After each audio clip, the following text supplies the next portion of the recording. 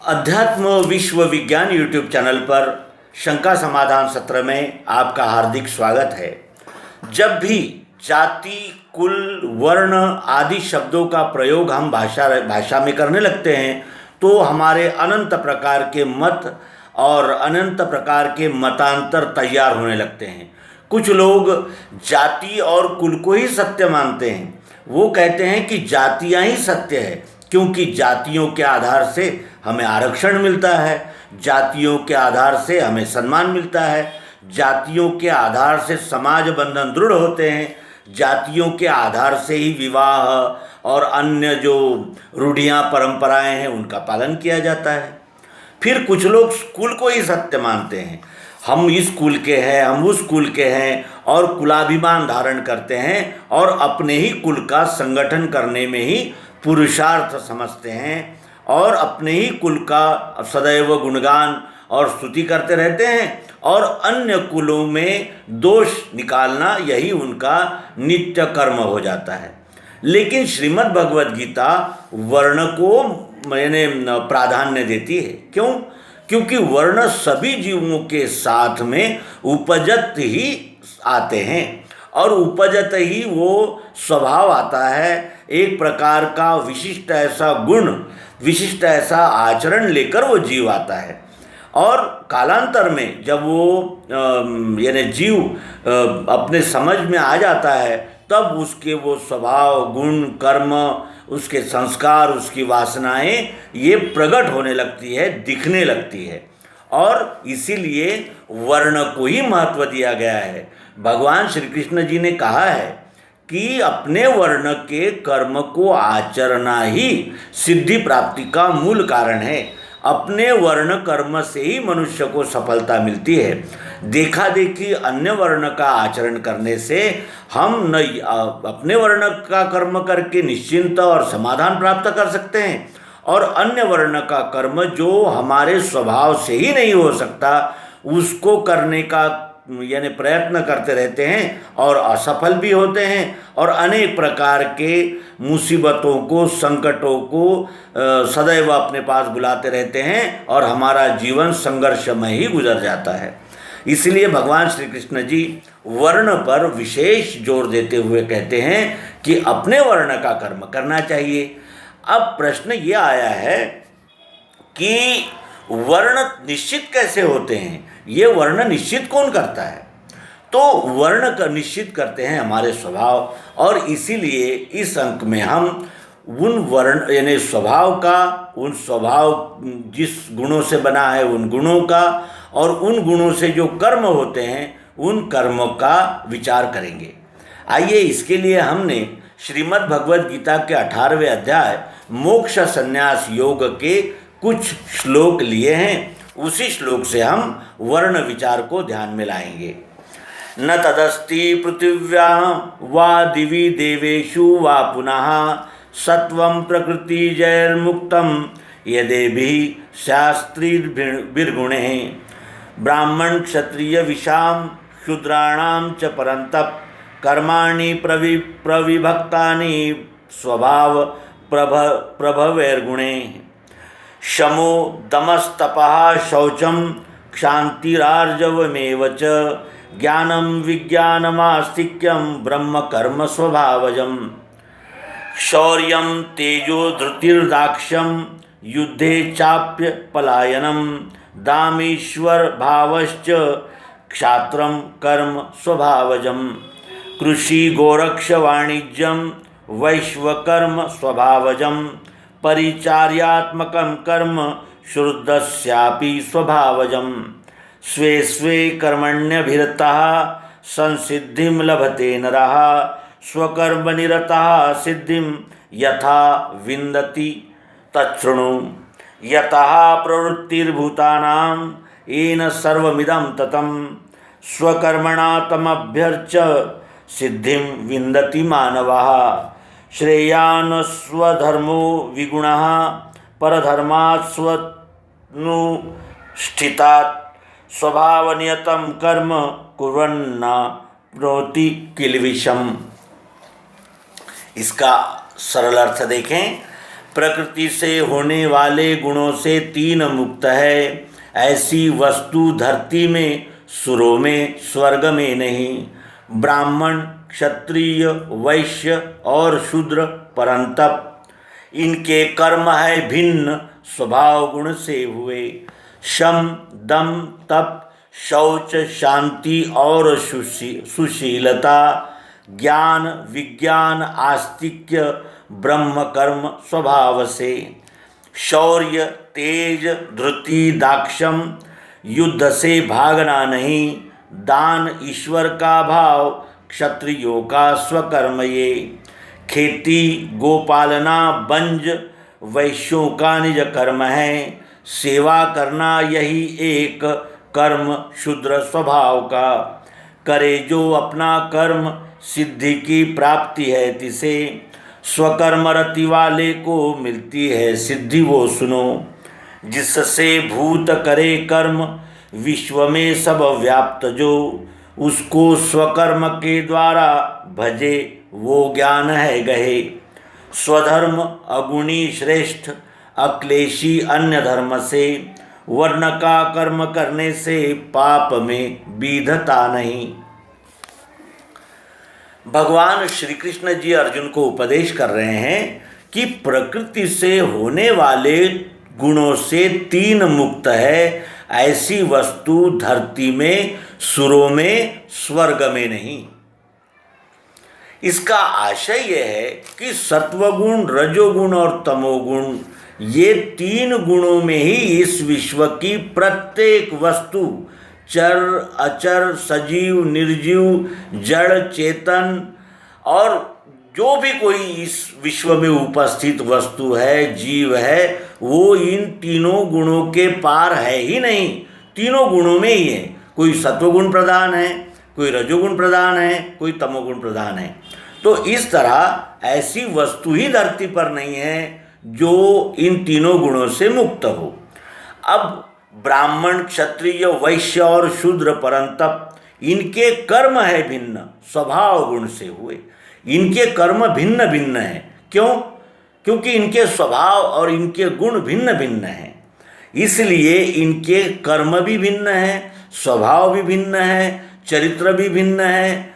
और ये भिन्नता का आधार ये तीन गुण ही हैं, सत्वगुण, रजोगुण और तमोगुण। इन तीनों गुणों ने ही अपने अपने वर्णों का रूप धारण किया है। अब प्रथम ब्राह्मण के वर्ण कर्म बताते हैं। क्या है? शम, दम, तप, शौच, शांति और सुशीलता, ज्ञान, विज्ञान, आस्तिक्य, ब्रह्म कर्म स्वभाव से। तो शुरुआत में ही ये बता देना उचित होगा कि ब्राह्मण कोई जाति नहीं है।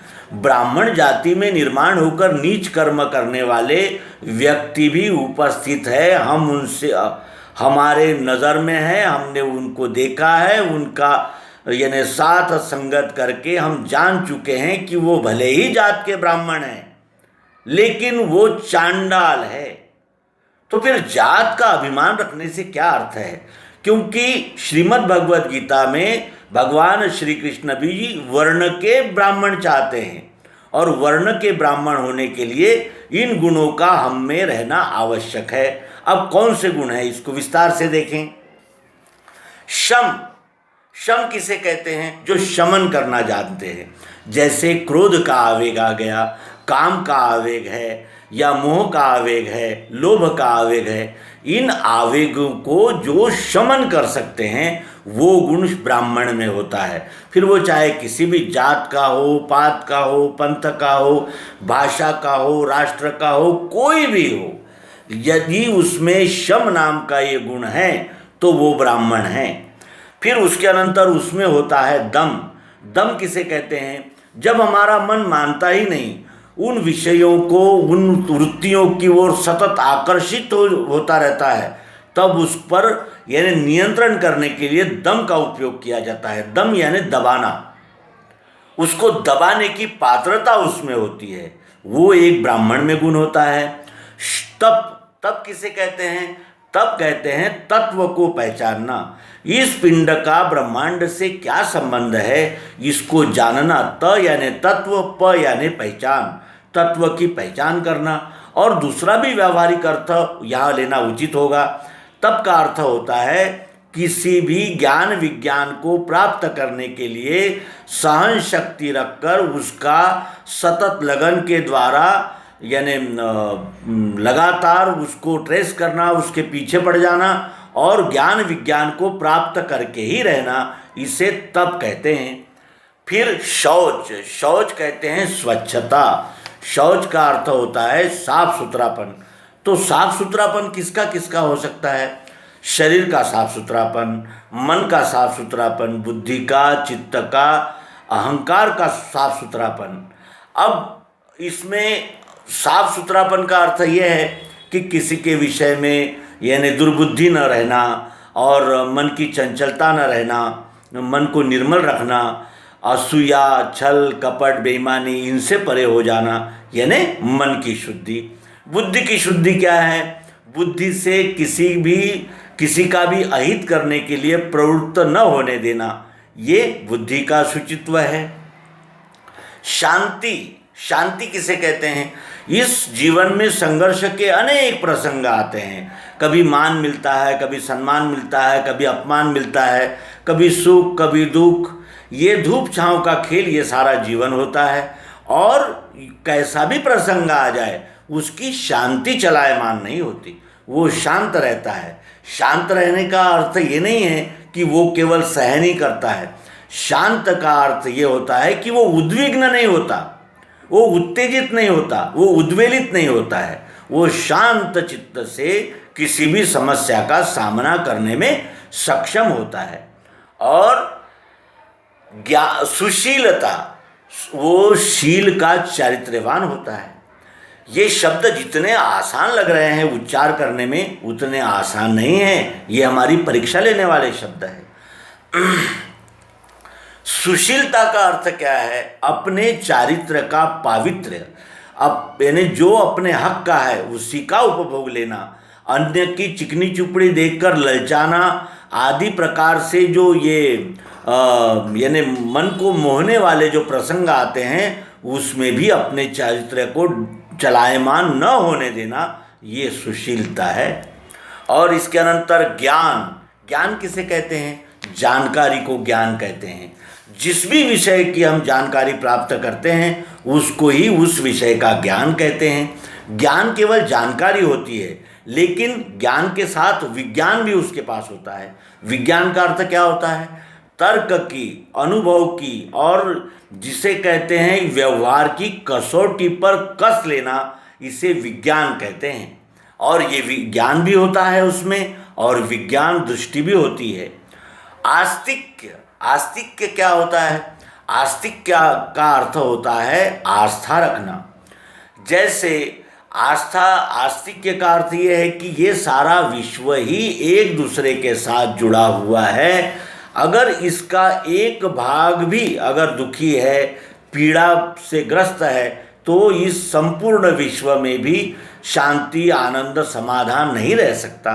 इस बात को वो अच्छी तरह जानकर इस विश्व में ही आस्था रखता है और ऐसे ही कर्म करता है जिससे इस विश्वरूप परमात्मा के साथ यानी आत्मरूप व्यवहार हो। जैसा मैं हूँ वैसे ही अन्य है।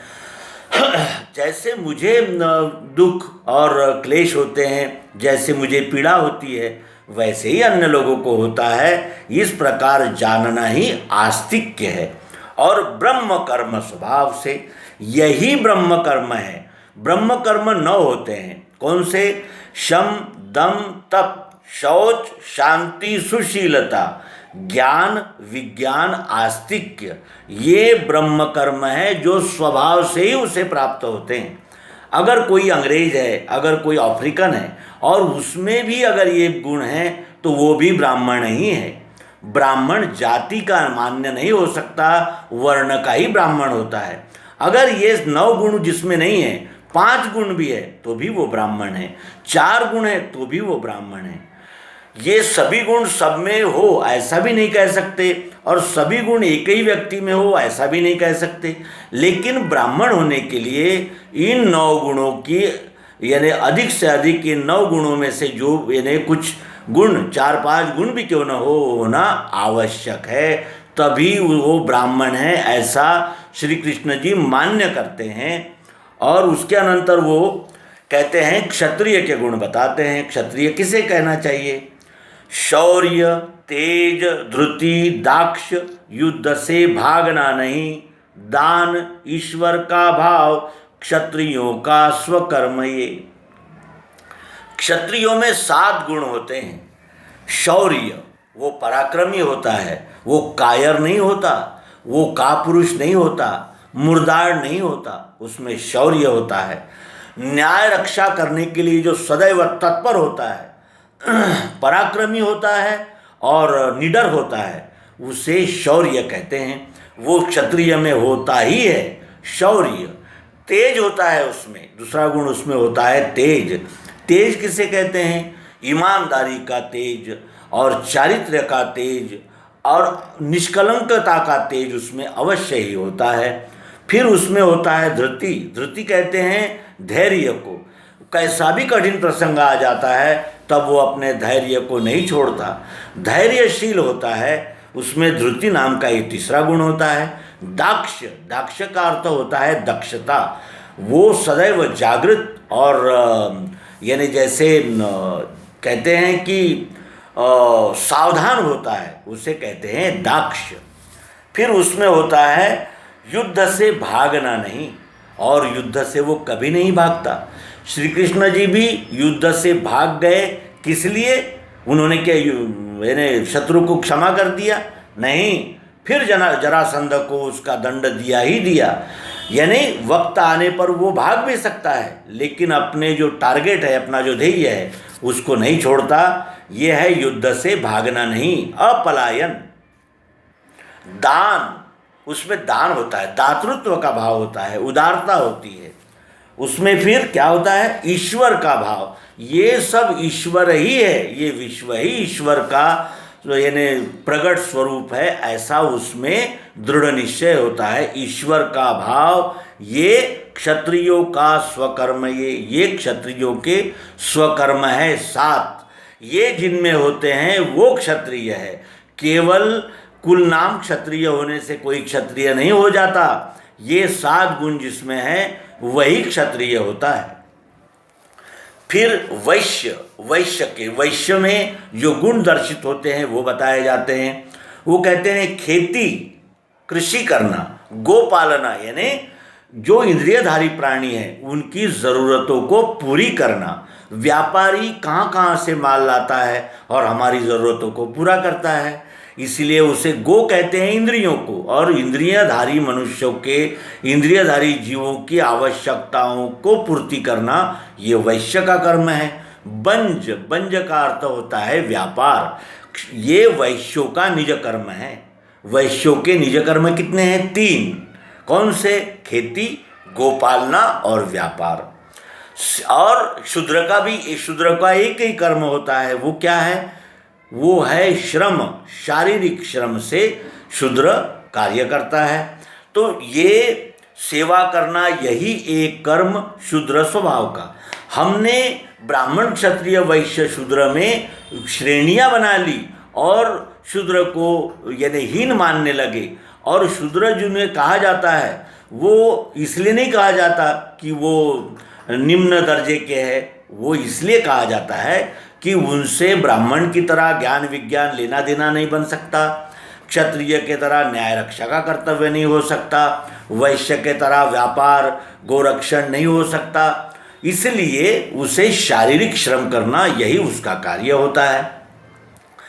अब ये अपने अपने वर्ण के कर्म हैं, 4 प्रकार के कर्म हैं। इसके विषय में भगवान श्री कृष्ण जी कहते हैं कि करे जो अपना कर्म सिद्धि की प्राप्ति है तिसे, जो अपना स्वर्ण कर्म ईमानदारी से, सच्चाई से और समर्पित भावना से करता है, उसे सिद्धि की प्राप्ति होती ही है, उसे सफलता मिलती ही है। स्वकर्म रति वाले को मिलती है सिद्धि, वो सुनो। अपने स्वकर्म में जो आरूढ़ हो गया है, जो अपने स्वकर्म में लग गया है, उसको सिद्धि मिलती ही है, यानी सफलता की प्राप्ति होती ही है। जिससे भूत करे कर्म विश्व में सब व्याप्त जो, उसको स्वकर्म के द्वारा भजे वो ज्ञान है गए। ज्ञान को प्राप्त किया, इसकी पहचान क्या है अर्जुन? तो जिससे भूत करे कर्म, अपने अपने स्वभाव से ये सारे जीव मात्र भूत मात्र कर्म कर रहे हैं और इस विश्व में वो एक ही ईश्वर संपूर्णतया व्याप्त है। उसको अपने स्वकर्म के द्वारा, ब्राह्मण क्षत्रिय वैश्य शूद्र ये अपने यानी वर्ण है, और अपने वर्ण के स्वकर्म के द्वारा जो इस विश्वरूप परमात्मा को भजता है यानी सेवा करता है, वही इस ज्ञान को प्राप्त करता है, ऐसा मानना चाहिए। केवल अपने नाम के आगे उपाधि लगा देने से और किसी जाति विशेष में जन्म लेने से कोई भी महान नहीं होता, और जब तक हम अपने वर्ण कर्म में आरूढ़ नहीं होते तब तक हमें सिद्धि अर्थात सफलता भी प्राप्त नहीं होती, और जब तक सफलता नहीं मिलती तब तक हमें स्थायी समाधान भी प्राप्त नहीं होता। ब्राह्मण क्षत्रिय वैश्य और शूद्र इन चार दिशाओं से ही इस विश्वरूप परमात्मा की सेवा होती है, और अपने स्वकर्म स्वर्ण कर्म को कर्म फलाशक्ति छोड़कर और कर्म का अभिमान छोड़कर करना ही अनन्य भक्ति है। ये कहते हुए यहाँ इस अंक को विराम देंगे। नर्मदे हर सद्गुरु भगवान की जय।